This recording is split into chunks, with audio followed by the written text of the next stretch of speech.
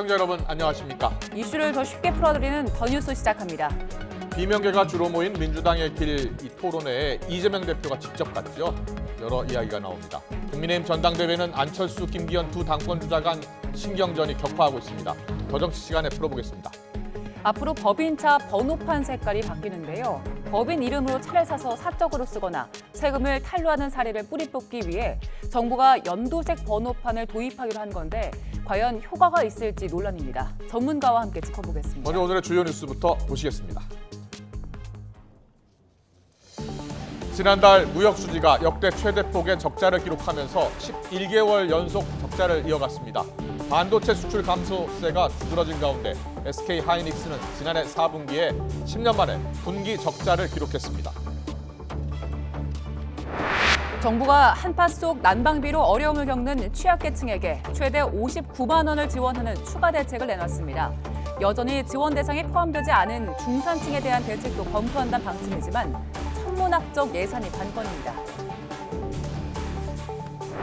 오늘부터 서울 택시 기본 요금이 4,800원으로 1,000원 오르고 시간과 거리당 요금도 인상됐습니다. 일부 제과류도 오늘자로 가격을 올리는 등 고물가 압박이 갈수록 심해지고 있습니다. 검찰이 지난 2019년 경기도가 이재명 당시 경기도지사를 포함한 경기도 대표단을 초청해달라며 북측에 보낸 공문을 확보한 걸로 알려졌습니다. 통일부는 당시 이화영 전 경기도 부지사가 북측 인사와 접촉할 당시 참석자 명단에 김성태 전 쌍방울 회장은 포함되어 있지 않았다고 밝혔습니다. 중국이 오늘부터 한국발 입국자 전체를 대상으로 코로나19 PCR 검사를 실시합니다. 우리 정부가 중국인에 대한 단기 비자 발급 제한을 연장한 것에 대한 보복 조치 성격으로 한덕수 국무총리는 조기 해제 가능성을 언급했습니다. 네, 우리나라 경제의 버팀목, 수출이 비상입니다. 지난달 무역 수지도 126억 9천만 달러 적자를 기록하면서 11개월 연속 적자를 이어가고 있습니다. 월간 기준 최대 적자폭인데요. 특히 반도체 수출 부진이 컸습니다. SK 하이닉스의 경우에 지난해 4분기에 10년 만에 처음으로 적자를 냈습니다. 취재기자 연결합니다. 박홍구 기자. 네, 경제부입니다. 지난달에도 무역 적자를 기록했네요. 예, 수출이 큰 폭으로 줄면서 또다시 무역 적자를 기록했습니다. 산업통상자원부가 발표한 지난달 수출입 동향을 보면 수출은 462억 7천만 달러, 수입은 589억 6천만 달러로 집계됐습니다. 이에 따라 무역 수지는 126억 9천만 달러, 역대 최대 규모를 기록하며 11개월 연속 적자를 이어갔습니다. 수출이 전년 대비 16.6% 감소했는데 특히 반도체 수출이 크게 줄었습니다. 경기 둔화와 메모리 반도체 가격 하락의 여파로 전년 대비 48억 달러, 44.5% 급감하며 전체 수출 감소분의 52%를 차지했습니다. 반도체 업황 부진은 개별 기업 실적으로도 나타나고 있습니다. SK 하이닉스는 지난해 4분기에 1조 7천억 원의 영업 손실을 기록하며 10년 만에 첫 분기 적자를 냈습니다. 지난달 수입에서는 원유와 가스, 석탄 등 3대 에너지 수입이 158억 달러로 집계돼 총 수입액의 27%를 차지했습니다. 산업부는 동절기 에너지 수급을 위해 가스와 석탄 수입 규모가 커졌다고 설명했습니다. 이창양 산업부 장관은 고금리와 고물가 속에 글로벌 경기가 둔화하며 수출이 감소해 무역 적자가 확대됐다며 현 상황을 매우 엄중하게 인식하고 대응해 나갈 계획이라고 밝혔습니다. 지금까지 경제부에서 YTN 박홍구입니다. 물가 급등세 속에 난방비 폭탄으로 민심이 들끓자 정부가 차상위 계층까지 지원을 하기로 했습니다. 대통령이 지시했던 중산층 지원책은 빠졌는데 예산 문제가 걸림돌입니다. 이형원 기자의 보도입니다. 정부가 기초생활수급자는 물론 차상위 계층에도 난방비를 지원합니다.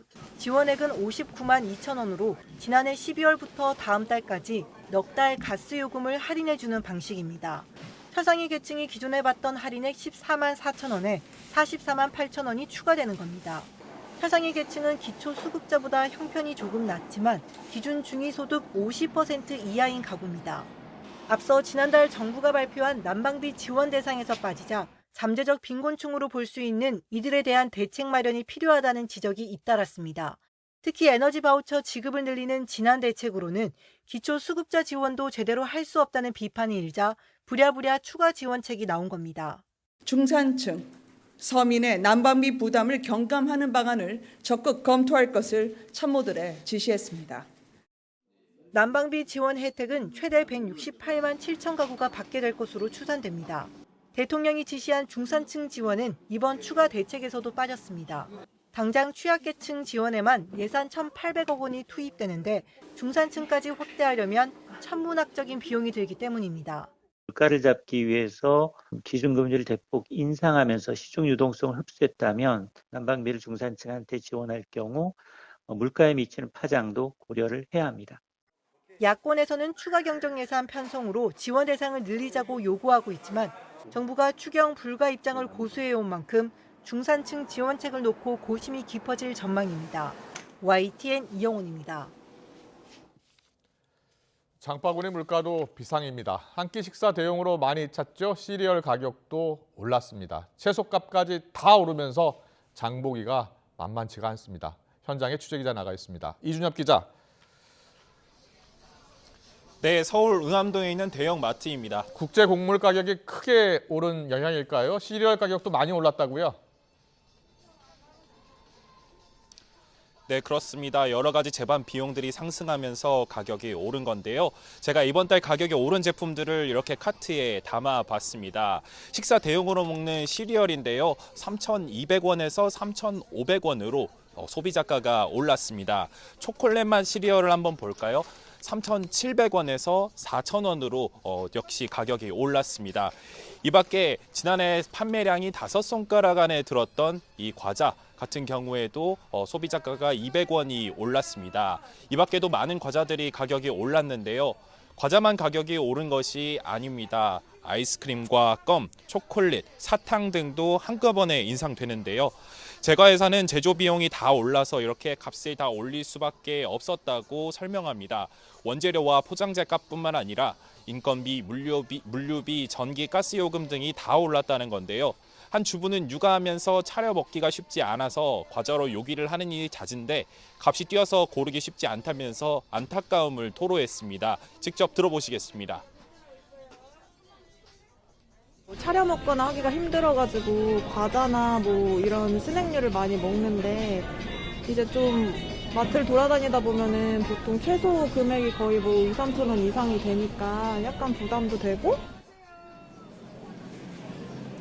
간식만 올랐을까요? 올겨울 이어진 한파에 생산량이 급감한 채소 역시 가격이 급등하고 있습니다. 농수산식품유통공사에서 낸 통계를 보면 당근 도매가가 지난해 비슷한 시기보다 2배 넘게 뛰었습니다.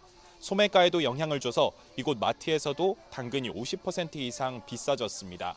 이 밖에 시설 채소인 오이와 애호박 등이 당분간 높은 가격을 유지할 전망입니다. 이처럼 간식과 채소값까지 그야말로 안 오르는 게 없어서 소비자 지갑은 날이 갈수록 얇아지고 있습니다. 지금까지 서울 응암동에 있는 대형 마트에서 YTN 이준엽입니다. 서울 중형택시 기본 요금도 오늘 새벽 4시부터 4,800원으로 올랐습니다. 기본 거리는 기존 2km에서 1.6km로 줄었습니다. 또 거리당 요금도 기존 132m당 100원에서 131m당 100원으로, 시간 요금도 31초당 100원에서 30초당 100원으로 각각 조정이 됐습니다.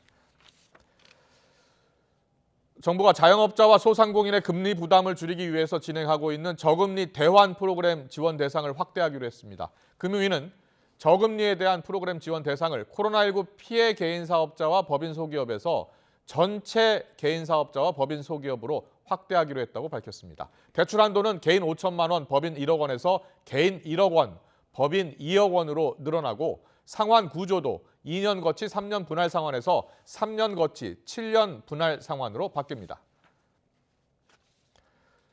고금리와 집값 하락에 청약 인기가 시들해지면서 청약 미달률이 최근 급등한 것으로 나타났습니다. 부동산 정보업체 직방이 한국부동산원 자료를 분석한 결과 전국 1순위 청약 미달률은 작년 11월 28.6%에서 12월 54.7%, 올해 1월 73.8%로 올랐습니다. 청약 경쟁률도 작년 1월 12.6대 1이었으나 올 1월엔 0.3대 1로 바뀌었습니다. 빌라와 오피스텔을 1,100여 채 소유해서 이른바 빌라왕으로 불린 임대사업자 김모 씨가 숨지면서 돈을 돌려받지 못했던 세입자 가운데 239명이 보증금을 돌려받았습니다. 주택도시보증공사 HUG는 지난달 30일 기준 대입연재 현황 자료를 공개하면서 이같이 밝혔습니다. 지난해 12월 말 139명에서 한 달 사이에 100명 가까이 늘어난 겁니다. 미국 중앙은행의 연방준비제도가 오늘 올해 첫 공개시장위원회를 열고서 금리를 결정합니다. 전문가들은 우리 시각으로 내일 새벽에 끝날 연준회의에서 0.25%포인트 금리 인상을 단행해 기준금리 상단을 4.75%까지 높일 것으로 전망하고 있습니다. 시장은 오늘 회의에서 금리 인상폭 못지않게 현재 인플레이션에 대한 평가와 올해 금리 인상 기조에 대한 제롬 파월 연준 의장의 발언에 주목하고 있습니다.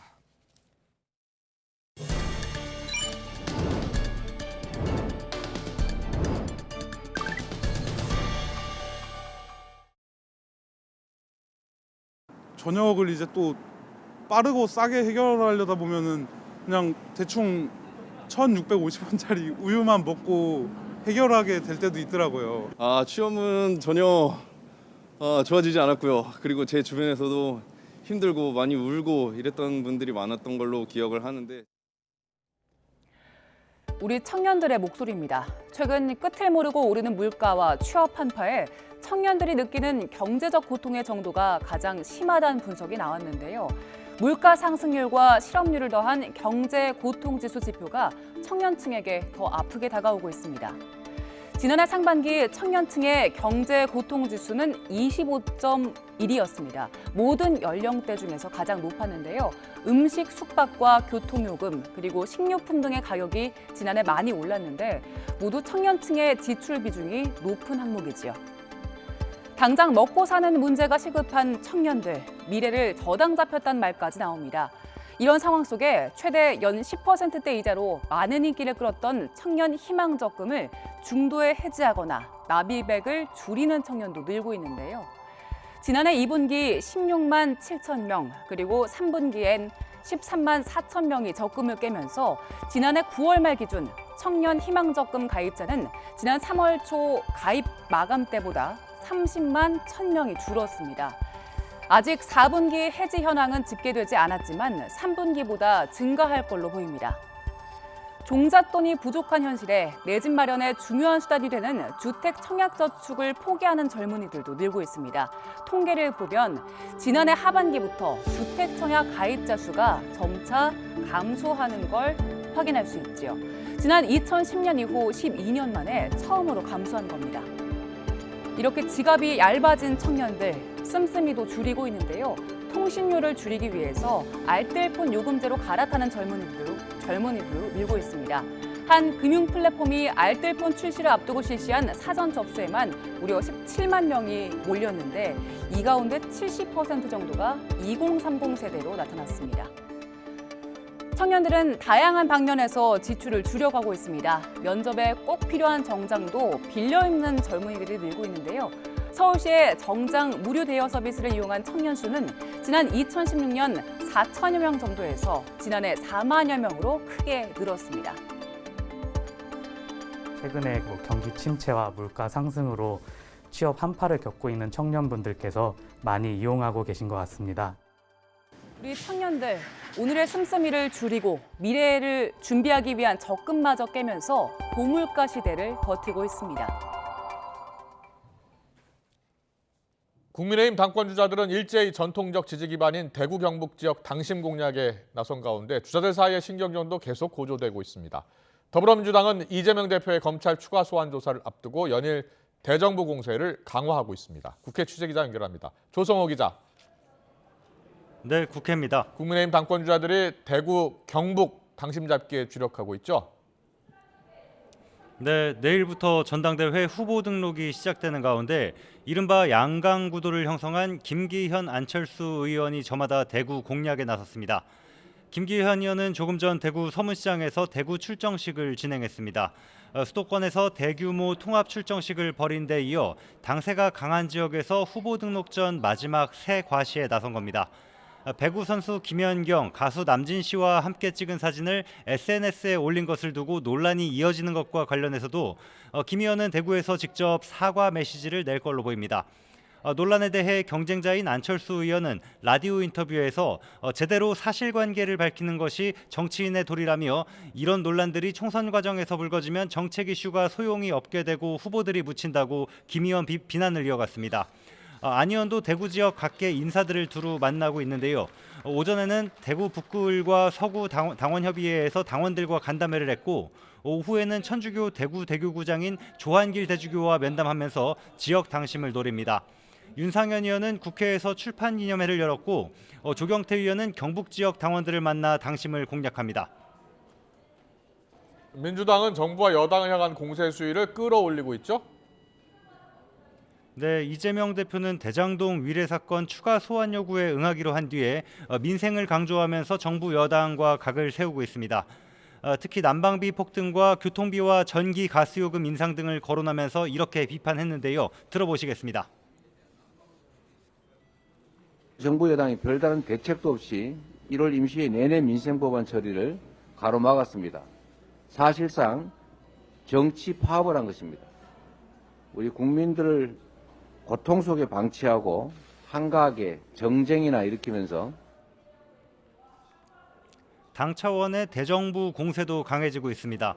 민주당은 김건희 여사의 주가 조작 의혹 태스크포스 첫 회의를 열고 특검 도입 추진을 위한 전략 등을 논의하고 있습니다.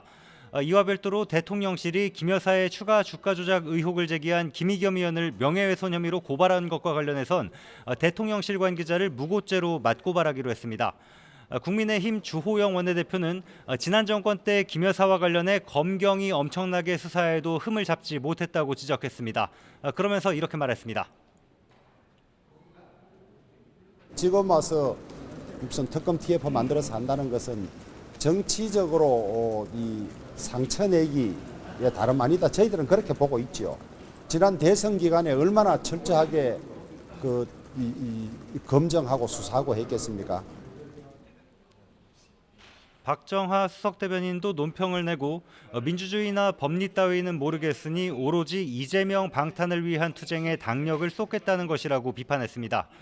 특히 이번 주말 예고한 장외투쟁에 대해서는 민생이 걱정된다며 1월 국회 문을 열어두고 논의 한 번 안 하더니 이제는 거리로 나간다고 한다고 꼬집었습니다. 지금까지 국회에서 YTN 조성호입니다. 김성태 전 쌍방울그룹 회장이 더불어민주당 이재명 대표의 방북을 위해서 북한에 거액을 보냈다는 의혹과 관련해 검찰이 이 대표가 경기도지사로 있었던 지난 2019년 말 북한 측에 보낸 공문 등을 확보한 것으로 알려졌습니다. 수원지방검찰청은 당시 도지사였던 이 대표를 포함한 경기도 대표단을 북측에 초대해달라는 내용으로 김영철 조선아시아태평양 평화위원회 위원장에게 전달된 공문과 친서 등을 확보해서 사실관계를 조사하고 있는 것으로 알려졌습니다.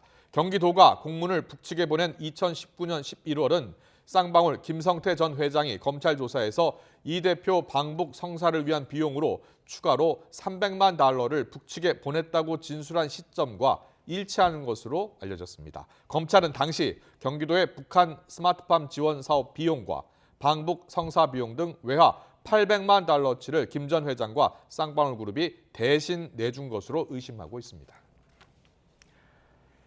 통일부는 김성태 전 쌍방울그룹 회장과 이화영 전 경기도 부지사 등이 지난 2019년 1월 17일 중국 선양에서 북한 측 인사와 만난 것과 관련해서 사후 신고는 있었지만 김 전 회장은 참석자 명단에 포함되어 있지 않다고 밝혔습니다. 통일부 당국자는 2019년 1월 23일 북한 주민 접촉과 관련해서 통일부에 사후 신고가 있었다면서도 보고된 협의 내용 가운데 언론에 보도된 바와 같은 내용은 없고 참석자 가운데 김성태 전 회장은 포함되어 있지 않다고 설명했습니다. 쌍방울그룹 전 비서실장이 지난 2019년 김성태 전 쌍방울그룹 회장 모친상에 이재명 당시 경기도지사의 비서실장이 조문했다고 재판에서 증언했습니다. 수원지방법원은 특정경제범죄법상 뇌물과 정치자금법 위반 혐의로 기소된 이화영 전 경기도 평화부지사의 재판에서 쌍방울 전 비서실장 A씨를 증인으로 불러 신문했습니다. A씨 진술에 따르면 당시 경기도지사 비서실장이었던 B씨는 김 전 회장과는 친분이 없는 사이로 경기도를 대표해서 장례식장을 찾았습니다. A씨는 B씨가 어떤 이유로 조문을 왔느냐는 검찰의 물음에 자세한 내용은 모르지만 김 전 회장이 B씨를 안내해달라고 지시해 10분 정도 이야기를 나눴던 것으로 기억한다고 답했습니다. 김 전 회장은 최근 검찰 조사에서 2019년 1월에 중국에서 북측 인사를 만난 자리에서 이화영 전 부지사가 이 대표를 바꿔줘서 통화를 했다고 진술한 것으로 알려졌습니다. 민주당 이재명 대표의 최측근인 김모 보좌관이 지난 대선을 앞두고 이 대표를 따라 경기도청을 떠나면서 이 대표의 아내 김혜경 씨 수행비서 배모 씨에게 업무용 컴퓨터 파일 삭제를 지시한 음성 녹취가 공개됐습니다. 이 대표가 대선 출마를 위해 경기지사직에서 사퇴한 바로 다음 날인 재작년 10월 26일 녹음된 녹취에 따르면 김 보좌관은 배 씨에게 업무용 컴퓨터에 있는 파일을 지우라고 지시했습니다. 또 김 보좌관이 배 씨에게 파일을 지우면 자신이 하드디스크를 교체시키겠다며 어떤 컴퓨터를 해야 하는지 알려달라고 말하는 내용도 담겼습니다. 관청이 예산으로 구매한 업무용 컴퓨터는 공용 물품으로 고장이 나지 않는 한 교체하거나 외부에 반출해서도 안 됩니다. 문재인 정부 시절 탈북 어민 강제 북송 사건을 수사하고 있는 검찰이 당시 안보정책 총책임자였던 정우영 전 청와대 국가안보실장을 이틀째 불러서 조사하고 있습니다. 서울중앙지검 공공수사 3부는 오늘 오전 정 전 실장을 피고발인 신분으로 다시 소환했습니다. 정 전 실장은 지난 2019년 11월 탈북 어민 2명이 귀순 의사를 밝혔는데도 강제로 북송한 과정을 주도한 혐의를 받고 있습니다. 반면 정 전 실장은 어민들이 귀순 의사를 밝히긴 했지만 진정성이 없다고 판단했고 흉악범으로부터 국민을 보호하기 위한 결정이었다면서 혐의를 부인하고 있습니다. 윤석열 대통령이 다음 달 2일 생일을 맞는 박근혜 전 대통령에게 축하난을 보냈습니다. 대통령실은 전희경 정무 1비서관이 대구 달성 사저를 찾아 윤 대통령 명의의 축하난을 전달했다고 밝혔습니다. 축하난은 박 전 대통령 측 유영하 변호사가 대신 받았고 박 전 대통령은 유 변호사를 통해 감사와 함께 국정으로 바쁜 와중에 건강하시라는 메시지를 전달한 걸로 알려졌습니다. 북한에 경유를 대량 공급한 혐의를 받는 중개인과 국내 정유 공급업체 직원들이 적발이 됐습니다. 중국과 러시아 유주선을 이용해서 남중국해에서 거래가 이루어졌는데 해경이 연루된 기업이 더 많을 걸로 보고 수사를 확대하고 있습니다. 장하영 기자입니다. 정부 승인 없이 북한에 경유를 공급한 혐의로 중개인 이모 씨가 해경에 붙잡혔습니다. 2021년 10월부터 석 달 동안 북한으로 빼돌린 경유가 18,000톤, 180억여 원어치입니다. 불법 한적은 남중국해에서 이뤄졌습니다. 러시아 유조선이 경유를 싣고 군산항을 출발해 대기하고 있던 중국 선박과 만납니다. 중국 선박에 옮겨 실은 경유는 다시 북한 배로 옮겨졌습니다. 러시아 유조선은 울산에 있는 국내 정유 공급업체 소속으로 운반도 이 공급업체 직원 2명이 한 걸로 조사됐습니다. 밤을 틈타 유조선에 달린 위치 식별 장치를 끄고 이동한 걸로 보입니다. 이 씨는 중국 선박에 북한 선박과 접선할 시간과 장소도 중국 모바일 메신저인 위챗으로 알려주고 중국 선박을 통해 경유 대금을 받은 걸로 드러났습니다. 해경은 경남에 있는 정유업체도 2019년부터 1년여 동안 북한에 경유를 공급한 혐의를 잡고 추가로 연루된 기업이 더 있는지 수사를 확대하고 있습니다. 유엔 안보리 대북 제재 결의는 선박 대 선박 이전 방식으로 북한 선박에 석유 제품을 옮겨 싣는 걸 금지하고 있습니다. YTN 장하영입니다. 7차 핵실험 준비를 모두 마친 북한이 오는 4월 대륙간 탄도미사일을 또다시 발사할 가능성이 있는 걸로 알려졌습니다. 정부 고위 당국자는 한미 양국은 북한이 여전히 물리적으로는 핵실험 준비가 완료된 상태라는 기존 평가를 유지하고 있다고 말했습니다. 그러면서 북한이 오는 4월 군사 정찰 위성 발사 준비를 끝내겠다고 언급한 점을 근거로 이때 대륙간 탄도미사일을 추가로 시험 발사하며 도발에 나설 가능성을 주시하고 있다고 전했습니다. 유엔 군축회의에서 우리나라와 미국, 일본이 이례적인 공동대응을 통해서 북한의 핵 폐기를 촉구했습니다. 북한은 자위 수단인 핵을 먼저 포기하는 일은 없을 거라고 맞섰습니다. 김태현 기자의 보도입니다. 스위스 제네바에서 열리고 있는 유엔 군축회의에서 윤석미 주 제네바 한국 대표부 차석 대사는 북한의 핵 개발과 미사일 도발 중단을 요구했습니다. 이례적인 한미일의 공동 답변은 미국의 위협에 맞서 핵 증강을 멈추지 않겠다는 지난달 26일 북한 측의 군축회의 발언에 대응한 겁니다.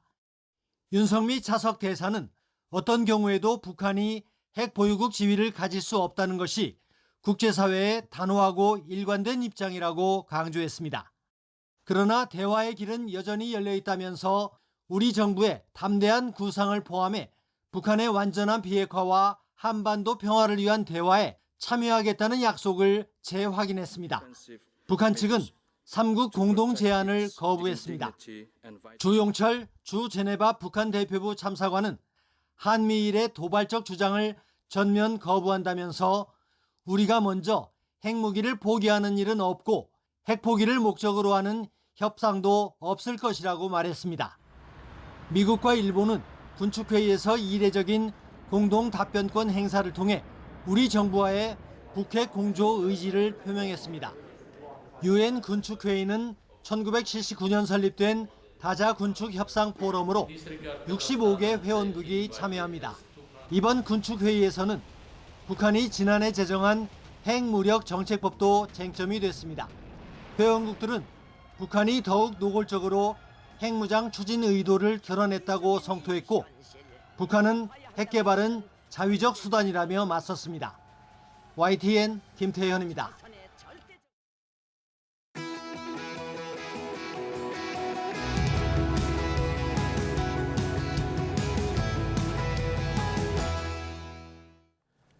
네, 이른바 무늬만 법인차를 골라내기 위해서 이르면 올해 7월 법인 차량에 연두색 번호판이 부착이 됩니다. 네, 그동안 고가의 법인 차량을 개인적인 용도로 사용하거나 또 세제 혜택을 누리는 꼼수를 막기 위해서 정부가 손질에 나선 건데요. 이게 과연 실효성이 있을지 한번 짚어보겠습니다. 이호근 대덕대학교 자동차학과 교수와 이야기 나눠보겠습니다. 어서 오세요. 어서 오십시오. 네, 안녕하세요. 안녕하세요. 네.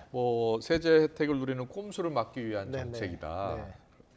승용차 전용 번호판을 도입하게 된 가장 큰 이유로 보면 되겠습니까? 예, 그렇죠. 그동안 이제 슈퍼카 같은 경우 구매를 합니다. 근데 법인으로 구매를 해가지고 사주 일가나 뭐 출퇴근용이 아닌 이런 용으로 쓴다거나 아니면 고위 임원들이 사적인 용도로 쓰는 게 너무 많이 적발이 되고 있었거든요.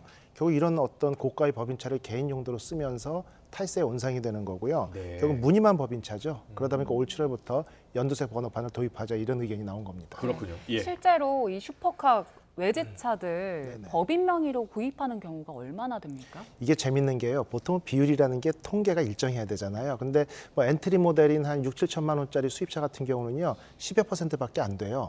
근데 이게 1억이 넘어가면 70% 이상이 대부분 법인이고요. 지금 저희가 그래픽을 그렇죠. 준비했는데 4억이 넘는 차 같은 경우는요. 90%가 넘습니다. 맥라렌 같은 경우 보시는 것처럼 27대 판매되는데 100% 법인차거든요. 그럼 길에서 맥라렌 보면 저건 다 법인차. 다 법인차인 거죠. 롤스로이스도 94%입니다. 네. 예, 이런 비율이 고가의 차량이 집중돼 있다는 것은 뭔가 좀 수상쩍은 냄새가 나는 것이고 정상적이지 아니다 이렇게 평가될 수밖에 없는 상황이죠. 법인들이 저렇게 비싼 차를 법인 명의로 구입하는 이유가 있을 거 아니에요? 예. 일단은 여러 가지 세제 혜택이 있죠. 차량 내에 대한 어떤 리스 비용이라든지 운영 비용, 유류비 이런 부분들을 모두 다 그 소득에서 빼주거든요. 세금 감면 효과가 있거든요. 그다음 개인은 또 제가 개인으로 자동차 세 내죠.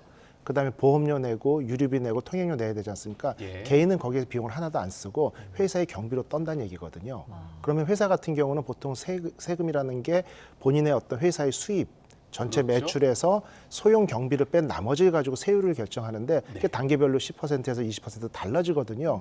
근데 그런 어떤 법인세 비율에서 차량 하나 두 대를 운영하면서 그 비율을 낮춘다라고 하면 전체적인 세금 탈세 효과가 나는 거죠. 그렇군요. 그러면 가정을 해서 2억짜리 3000cc 차를 법인차로 구입을 하면 개인용으로 샀을 때랑 어떻게 차이가 납니까? 보통 뭐 5년이나 6년 리스를 한다거나 이제 렌트를 한다고 할 경우에는 보통 차량이 250에서 300만 원 매달 비용이 들어가는데 그걸 다 인정받지 못하고 연간 800만 원은 인정받습니다. 그렇군요. 그런데 유류비 같은 경우는 보통 한 달에 한 80만 원에서 900여만 원. 그것만 해도 1,700이죠. 예. 거기다 보험료 한 200, 통행료, 세차비 이런 걸 다 해서 한 2,300에서 400만 원을 세이브할 수 있고요. 네. 개인 사업자로 카운트했을 경우는 세금 감면 효과가 1,200만 원이 넘습니다. 네. 그런 어떤 막대한 이득이 있다 보니까 이런 어떤 불법이 만행하고 있는 상황이죠. 네, 이게 지금 회사 돈으로 산 차를 업무용이 아니라 개인용으로 사용하는 행위인데 이게 원래 사용하면 안 되잖아요. 예. 안 되죠. 이게 업무상 횡령이나 배임에 분명히 해당합니다. 그렇죠. 네네. 그런데 그동안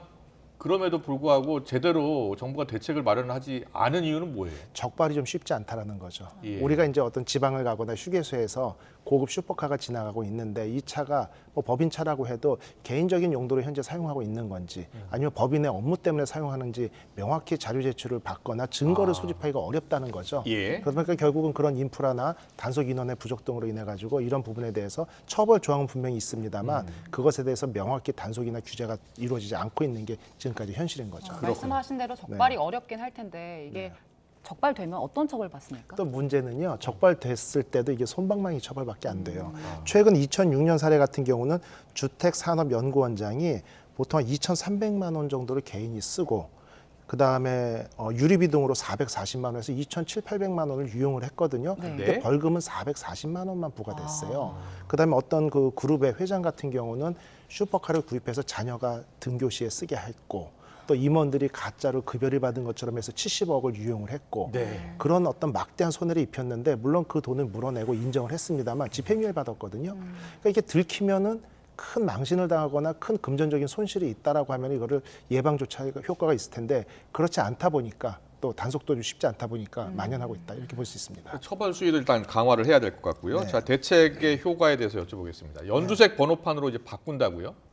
예, 그렇게 바꾸고자 합니다. 그래서 색깔을 딱 봐도 이제 법인 차량이라는 걸 인지할 수 있도록이요. 물론 효과는 있을 것 같아요. 왜냐하면은 딱 보는 순간 저게 최근에 우리가 법인 카드로 회식을 할 때도 밤 11시 이후에 결제가 안 되는 이런 규정들이 있거든요. 그렇군요. 예, 그와 비슷하게 밤 11시, 12시에 차량이 돌아다닌다고 했을 때 그런 차량들이 법인 차량이면은 어떤 법인의 용도인지 주말에 어디 교회를 놀러 갈 때도 마찬가지고요. 이런 부분들이 명확히 좀 판단이 돼야 눈에 되는데 띄겠네요. 눈에 띄죠. 분명히 눈에 띌 수밖에 없습니다. 근데 이게 참 우리나라는 아직도 애매한 게 외국 같은 경우는요.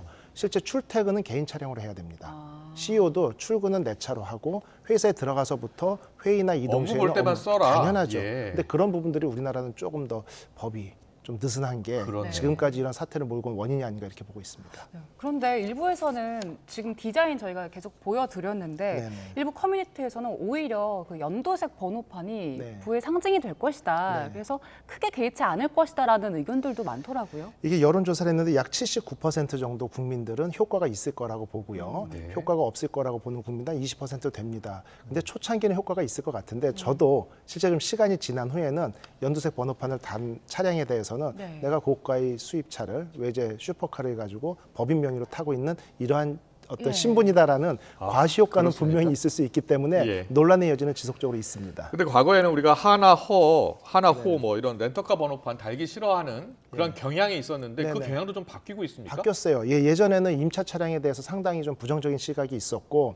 그러다 보니까 일반 번호판을 상당히 좋아해서 그 렌트카보다는 리스 차량 일반 번호판을 단 걸 선호했던 게 있거든요. 근데 최근에는 그런 부분들이 너무 다양해지다 보니까 거부감이 상당히 좀 무마되고 좀 낮아졌다는 얘기죠. 그러다 보니까 이것도 일시적인 효과는 있겠습니다만 장기적으로 정확한 단속과 업무용으로 사용했다는 증빙자료 요청을 정부가 지속적으로 요청하지 않는다면 효과가 줄어들 거다 이렇게 보는 거죠. 말씀하신 대로 79% 정도는 효과가 있을 거라고 봤고 초기에는 뭐 효과가 있다고 하더라도 어느 정도 시점 지나면서 하허호 개의치 않는 것처럼 이 연두색을 오히려 부의 상징처럼 선호하는 사람들도 늘어날 수 있겠어요. 그러면? 예, 그렇게 늘어날 수 있을 겁니다. 그러다 보니까 실제 이제 운행기록부 같은 것을 명확히 제출을 하도록 하고 현재 법은요 운행기록부를 관할 세무과장이 제출을 요청할 때만 제출하게 돼 있고요. 또 금액이 크지는 않지만 1,500만 원까지는 운행기록부 없이도 인정을 해주거든요. 우리나라 공무원들, 고위공무원들은 제출하게 돼 있죠. 제출하게 돼 있죠.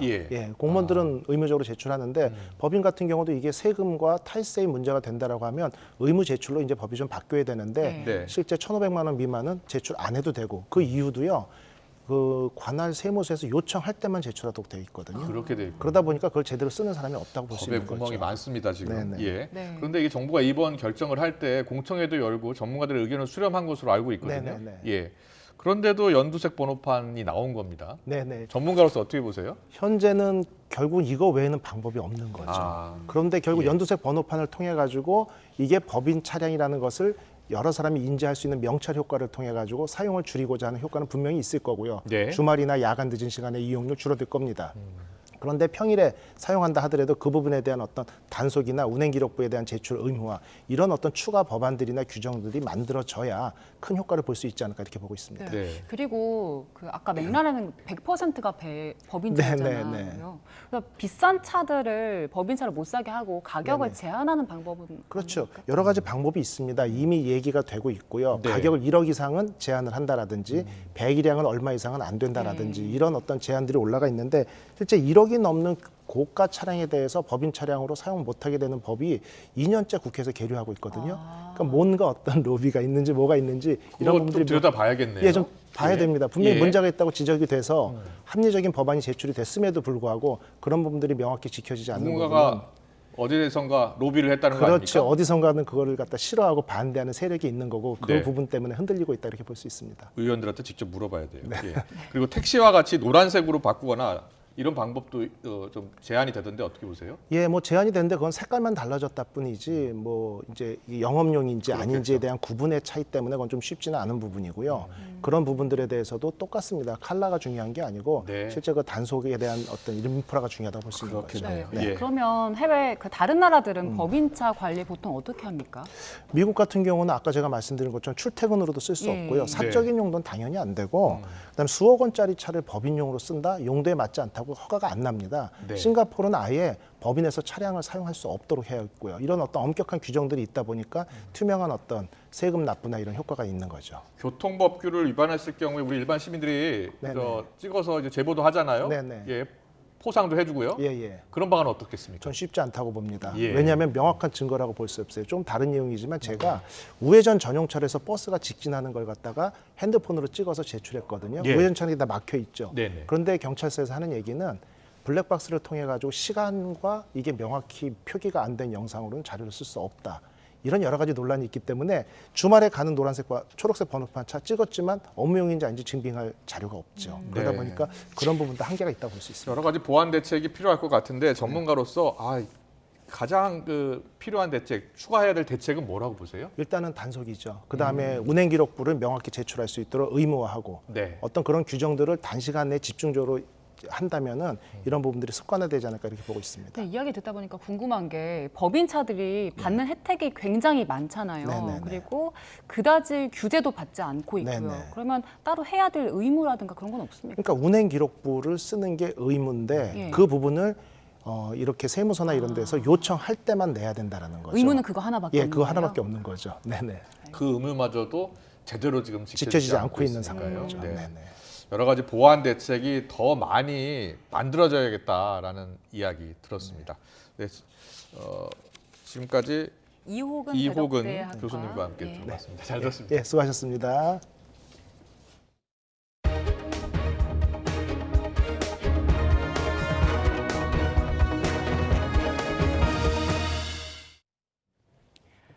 가상화폐 거래소 빗썸의 실소유주로 알려진 강종현 씨가 관계사 회사 돈을 횡령한 혐의 등으로 구속 갈림길에 섰습니다. 서울 남부지방법원은 횡령, 배임, 사기적 부정거래 등의 혐의를 받는 강 씨에 대한 구속영장 실질심사를 열었습니다. 강 씨는 빗썸 관계사인 인바이오젠과 버킷 스튜디오 대표이사인 강지현 씨의 친오빠인데 회사 돈을 빼돌리고 주가를 조작해서 자본시장을 교란한 혐의를 받습니다. 여성가족부가 일반 음식점 등으로 등록한 룸카페도 청소년 출입금지 업소인 만큼 지자체와 경찰이 나서서 적극적으로 단속해야 한다고 밝혔습니다. 여가부는 최근 룸카페란 명칭으로 모텔과 유사한 형태로 영업하고 있는 신종, 변종 룸카페는 청소년의 출입과 고용 금지 업소에 해당한다고 설명했습니다. 청소년 출입 고용 금지 업소 결정 고시에 따르면 업소의 구분은 그 업소가 영업할 때 다른 법령에 따라 요구되는 허가와 인가, 등록, 신고 여부와 관계없이 실제로 이루어지고 있는 영업 행위를 기준으로 합니다. 즉 자유업, 일반 음식점으로 등록돼 있어도 밀폐된 공간 또 칸막이 등으로 구획하고 침구 등을 비치하거나 시청 기자재를 설치했고 신체 접촉 또는 성행위 등이 이루어질 우려가 있는 영업장은 청소년 출입이 금지됩니다. 체포영장 없이 외국인 마약 사범을 붙잡는 과정에서 폭행을 행사한 혐의 등으로 기소된 경찰관들에게 무죄가 선고됐습니다. 경찰 공무원이 위험을 무릅쓰고 일하는 만큼 처벌에 신중해야 하고 폭행 역시 사회통념상 문제가 없는 수준이었다는 판단입니다. 허성준 기자의 보도입니다. 지난해 5월 경남 김해의 한 호텔에서 경찰관들이 태국인 A씨 등 3명을 체포했습니다. 불법 체류 중인 데다 마약을 판매하고 있다는 첩보가 들어온 겁니다. 하지만 검찰은 이 경찰관들을 직권남용과 독직폭행 등의 혐의로 기소했습니다. 체포 과정에서 여러 차례 용의자를 때려 상처를 입혔고 객실을 사후수색해 찾은 마약을 근거로 현행범으로 체포했다는 겁니다. 또 변호인 조례권 등 미란다 원칙을 고지하는 등 적법 절차를 지키지 않은 혐의도 받았습니다. 검찰은 마약사범이나 불법 체류 중인 외국인 수사에 있어서도 헌법과 법령에 따른 적법 절차 준수와 인권 보장은 반드시 지켜져야 한다고 밝혔습니다. 하지만 법원의 판단은 달랐습니다. 당시 경찰의 체포가 적법했고 가해진 폭력의 정도 역시 사회통념상 문제가 없는 수준으로 봤습니다. 오히려 마약사범으로 의심되는 불법 체류자를 보고도 이를 방치하는 건 경찰관으로서의 직무유기에 해당한다고 판단했습니다. 생명과 신체의 위험을 감수하면서 범죄 예방 및 진압 업무를 수행하고 있는데 이러한 경찰 공무원의 업무상 행위를 위법한 것으로 보고 처벌함에 있어서는 신중해야 할 필요성이 있다고 강조하였습니다. 사건이 발생하기 사흘 전 경찰관들은 A씨에 대해 마약류 판매와 불법 체류 혐의로 체포영장과 압수수색 영장을 신청했지만 검찰은 증거 부족을 이유로 기각했습니다. 검찰은 1심 판결에 불복하고 즉각 항소하겠다고 밝혔습니다. YTN 허성준입니다. 술에 취해 길가에 쓰러져 있던 남성이 경찰이 떠난 뒤 차량에 깔려 숨지는 사고가 났습니다. 서울 동대문 경찰서는 60대 남성 A씨를 길거리에 내버려둔 경찰관 2명에 대한 감찰 조사를 진행하고 있습니다. A씨는 지난 19일 저녁 8시쯤 서울 동대문구 휘경동에서 술에 취해 골목길에 쓰러져 있다가 지나던 승합차에 깔려 숨졌습니다. 사고가 나기 20여 분 전쯤 술에 취한 남성이 쓰러져 있다는 신고를 받고 출동한 경찰관 2명은 A씨가 도움을 거부한다는 이유로 신원등을 확인하지 않은 채 6분 만에 현장을 떠난 걸로 파악됐습니다. 흉기로 은행 직원들을 위협해 돈을 빼앗아 달아나려던 40대가 경찰에 붙잡혔습니다. 충남 공주경찰서는 40대 남성 A씨를 특수강도 혐의로 긴급 체포해 조사하고 있다고 밝혔습니다. A씨는 오늘 오전 9시 20분쯤 충남 공주시에 있는 한 농협 지점에서 준비한 흉기로 직원들을 위협해 3,700만 원을 빼앗아 달아나려 한 혐의를 받습니다. 범행 후 오토바이로 도주하려던 A씨는 쫓아온 은행 직원에게 가방을 빼앗긴 뒤 도주했지만 멀리 가지 못하고 경찰에 붙잡혔습니다. 파키스탄 경찰 단지 안에서 벌어진 이슬람 사원 폭발 사건 사망자가 100명을 넘어섰습니다. 보안에 실패한 경찰이 수사에 나선 가운데 배후를 자처했던 파키스탄 탈레반은 이를 번복했습니다. 조용성 기자의 보도입니다. 파키스탄 국기와 화환에 덮인 관 수십 개가 가지런히 놓였습니다. 일렬로 맞춰선 경찰은 총을 들어 고인에 대한 예를 갖춥니다. 파키스탄 경찰단지 이슬람 사원에서 벌어진 폭탄 테러로 사망한 사람이 100명을 넘었습니다. 220명을 웃도는 부상자 가운데 중상도 많아서 희생자는 더 늘어날 것으로 보입니다. 피해 규모가 걷잡을 수 없이 커진 것은 폭발 뒤 벌어진 사원 붕괴가 주된 원인으로 꼽힙니다. और लोग मलबे तले दब गए हैं। 3 इसकी जो कंक्रीट की बीम्स थी उन बीम्स के नीचे लोग आए हैं और पूरी छत नीचे आ गई। फर्श का लेवल छत का लेवल एक हो गया। ज्यादा जानी नुकसान जो है हमारा उसकी वजह से। 사건이 일어난 페샤와르는 치안이 가장 강력한 곳이어서 충격을 더하고 있습니다. 카이버 파크튼쿠아주는 추모의 날을 선포해 희생자들을 애도했고 야당은 경제에 이어 법질서 개선에도 실패했다며 총리 퇴진을 요구하고 있습니다. 보안 실패를 인정한 경찰은 내부 협력자 여부를 비롯해 어떻게 검문을 뚫었는지 조사하고 있습니다. जो सिक्योरिटी लैप्स तो बहरहाल एक अपनी जगह पे है और उस हवाले से inspector general of police Maujam जा अंसारी साहब ने एक इंक्वायरी कमेटी जो है वो कायम की है जो कि तमाम तर जो यहाँ के हालात व वाक़यात हैं उनका जायज़ा लेगी. 사건 직후 파키스탄 탈레반 사령관이 배후를 자처했지만 몇 시간 뒤 대변인이 이를 공식적으로 부인했습니다. 신도에 대한 공격은 이슬람의 가르침을 위배한 것이라는 비난이 거세지자 입장을 번복한 것이라는 분석입니다. YTN 조용성입니다. 정년 연장을 골자로 하는 연금개혁법에 맞선 프랑스 노동자들의 두 번째 파업이 벌어졌습니다. 정부는 연금 고갈을 이유로 하원의 법안 처리를 시도하고 있지만 반대 여론이 높아 어려움이 예상됩니다. 류재복 기자의 보도입니다. 수도 파리를 비롯해 전국 200여 개 도시에서 노동자 100만 명이 거리로 나왔습니다. 정년을 64살로 늘리는 방안을 골자로 하는 연금 개혁 법안을 반대하기 위한 두 번째 파업입니다. 지난달 19일 1차 파업 때도 112만 명이 시위에 참가했습니다. Il y a beaucoup de gens qui ne sont pas d'accord avec cette formule, donc la balle est dans le camp de nouveau du gouvernement et du président de la République. Soit on écoute le peuple, soit on le méprise. 프랑스 주요 8개 노동조합이 12년 만에 연대 파업에 동참했습니다. 지하철과 버스 등 대중교통과 철도, 항공편 운행이 차질을 빚었습니다. 에너지 업체 파업으로 주유소가 문을 닫았고 초등학교 교사 절반도 일손을 놨습니다. Que ça se prolonge, j'en ai bien peur que oui. Après, je les comprends du point de vue où c'est pour se faire comprendre, se faire entendre, et si c'est le seul moyen pour eux de. 프랑스 정부는 연금법을 고치지 않으면 적자 수렁에 빠질 것으로 보고 있습니다. 이에 따라 하루 전 연금 개혁 법안을 하원에 제출했습니다. 좌파 연합 등 야당은 이에 맞서 수정안을 냈습니다. 하원 설득에 실패하더라도 헌법 특별 조항을 발동하면 표결 없이 법안 처리가 가능합니다. 하지만 여론이 연금 개혁에 우호적이지 않은 데다 파업을 지지하는 목소리는 높아서 정부 고민이 깊어지고 있습니다. YTN 유재복입니다. 지난달 30일, 현지 시각 지난달 30일 벨기에 브뤼셀의 유럽연합본부 인근 지하철역에서 흉기 난동 사건이 발생해 3명이 다쳤습니다.